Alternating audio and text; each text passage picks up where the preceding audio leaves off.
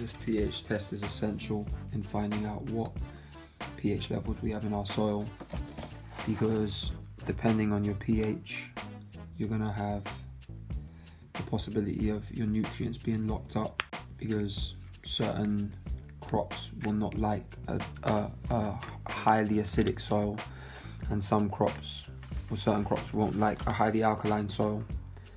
So the best environment for crop nutrient releases is going to be in a pH neutral soil, so 6.5 to 7 pH, and that will allow for your crops. So what we're going to do next after testing the pH is going to test the nutrient levels, so what are called macronutrients, so your primary nutrients: nitrogen, potassium and phosphorus.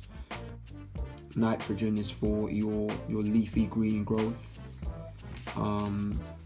phosphorus is for your root growth, and potassium is for your fruiting. So they're the primary functions of each of those nutrients. Of course, there's layers to that.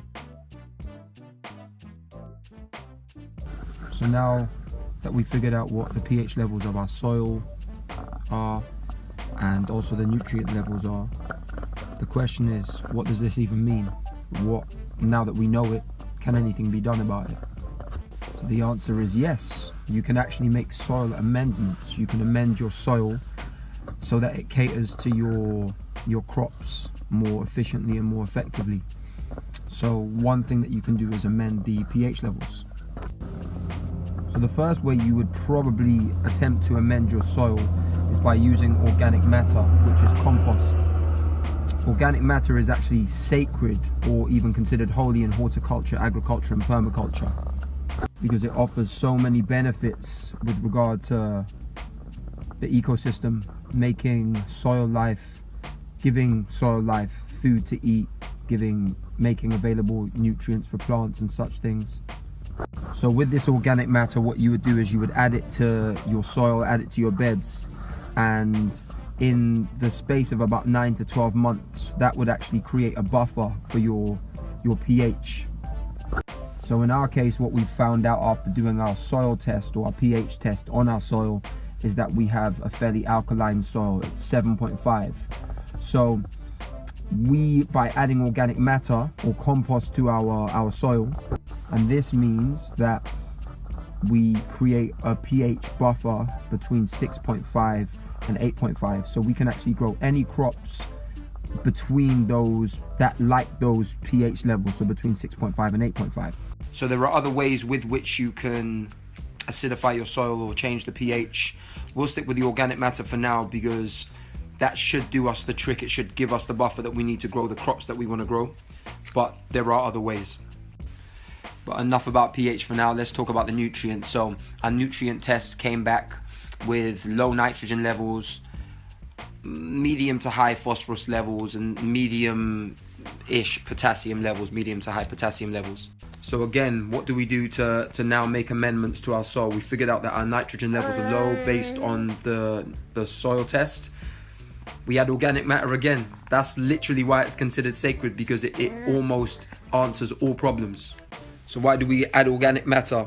If you've previously watched any of my Insta stories, you would have seen that when talking about compost, I talked about the final stable stage of compost, which is called humus, which is where it's decomposed fully. So this humus contains positively and negatively charged ions. The positively charged ions are called cations, and the negatively charged ions are called anions. Now, ions are electrically charged atoms and molecules, but there is an imbalance in terms of their positivity and negativity. And that's between the protons and electrons. Due to the fact that you have cations and anions in the humus, it means that you've got an exchange between the positively charged ions and the negatively charged ions, which means the force necessary to produce the electricity or the electrical charge to make nutrients available to your soil life, that being the microorganisms and your plants and such things, is made effective. So, taking it back to our soil test and the realization that we have a deficit with our nitrogen in our soil, that nitrogen and various other micronutrients or secondary nutrients are going to be made available for our crops. And this is literally just through the use of organic matter or compost at its final stable stage. So you see the power in this material. And by the way, that process that I've just talked about is called cation exchange capacity, when your positively and negatively charged ions exchange to create the electrical charge that is necessary for your nutrients to be made available in your soil. So one last thing as it relates to our nitrogen levels in our soil, which we figured out are really low from our soil test or our nutrient test, is the addition of green manures. Green manures are plants that are sown or planted in your beds. So in this case, what we're looking at in terms of our green manures are leguminous green manures. Leguminaceae is the plant family that you get your peas, you get beans, you get lentils from. So why are leguminous green manures important when we're talking about the low nitrogen levels in our soil? Well, legumes actually fix nitrogen from the air into the soil via their root zone. So another way in which you can improve the nitrogen levels or bring up the nitrogen levels is by planting a green manure which is from the Leguminaceae family. And there are heaps of different green manures that fall into that category, such as clover, such as fenugreek, and many more different plant varieties and species. And you can also interplant them, so you can plant them together, and then that just gives some diversity in your bed also. And this is not even the tip of the iceberg when it comes to green manures, when it comes to organic matter. We're just literally scratching the surface. But that's a way in which we can improve or heighten our nitrogen levels in our soil. The final test that we've done is a texture test on our soil, and that will ultimately tell us what type of soil we have. There are 3 different types of soil. You have sandy, you have silty, and you have clay soils.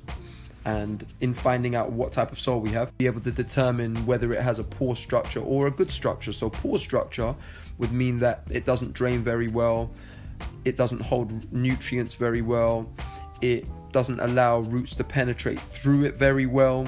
Then a good or ideal structure would mean that it drains really well, but it still retains enough water for your roots and your plants to draw from. It holds nutrients really well. It doesn't erode. There are just so many things that need to be considered, and armed with the knowledge of these tests and the results with these tests, we can go about making the right decisions as it relates to our space, our cropping plan as a result. But yeah, I think there's definitely enough information for you to chew on for today. So I'll stop for now. I'll update you as things progress. So much love. Have a blessed day. Oneness, love, light, and peace, and blessings. Blessings to you.